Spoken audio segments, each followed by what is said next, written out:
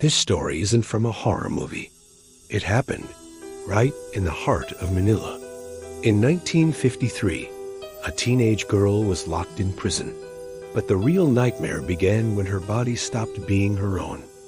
Doctors couldn't explain it. Guards refused to go near her. And even hardened skeptics left her cell shaking. This is the terrifying true story of Clarita Villanueva, the girl who was said to be possessed by demons. Before we dive into the full horror of this true story, make sure to like this video, subscribe for more chilling tales, and stay till the end. You won't believe what happens. Clarita was only 17. Her mother, a local spiritist who claimed to speak with the dead, had recently died. Orphaned, poor, and alone, Clarita ended up on the streets of Manila. One morning, police arrested her for being on the streets and suspected of prostitution, a common fate for homeless girls at the time. She was placed in the old prison cell, a cold, crumbling facility known more for its decay than for justice. At first, she was quiet, timid, alone. But within days, her screams would echo through the concrete halls. Clarita claimed something invisible was biting her. And not just once, it was happening again and again. She would scream, convulse, and collapse. Prison staff rushed to her cell, only to find her trembling on the floor, fresh human bite marks sinking into her skin while they watched. Doctors examined her and found no signs of self-harm. They were real bites, deep, red, swollen, but she was completely alone. She said the attackers were not human. One was a tall, dark, hairy creature with glowing eyes. The other, small and twisted, with sharp teeth, a wide grin, and no words, just growls. They didn't just bite her. They whispered in her ear, mocked her in the dark, threatened to take her soul. Medical professionals tried to reason it out. Maybe she was schizophrenic. Maybe it was trauma. But their theories shattered when they witnessed the attacks in broad daylight. Clarita would be sitting calmly, then suddenly thrown to the floor by an unseen force. She would scream words in languages she'd never learned. Latin, German, dialects even linguists couldn't explain.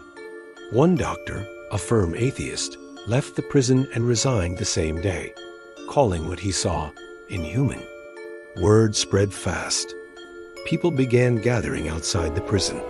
Reporters, photographers, skeptics, and spiritualists.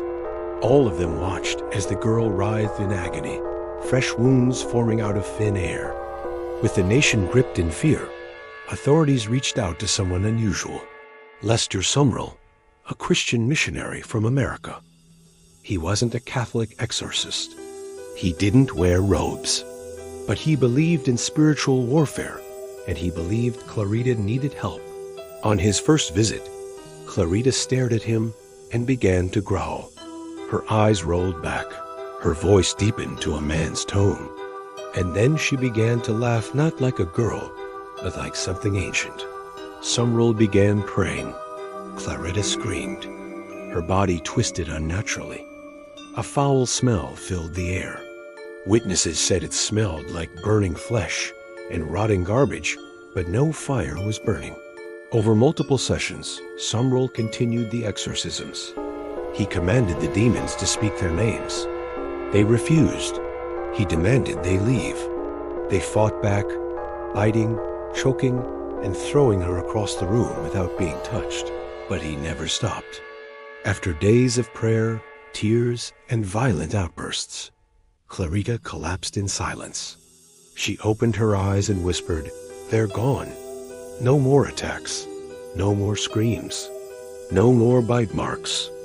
She said she saw them leave. Two dark shapes melting into shadows, vanishing into the floor like smoke. Clarita was released soon after. She disappeared from public view, but the questions never left. To this day, no doctor, historian, or scientist has explained what happened in that Manila prison. Was it trauma? Or something darker? Something that couldn't be seen, but could be felt? You decide. Do you believe Clarita was truly possessed? Or was something else haunting that prison cell? Comment your thoughts below.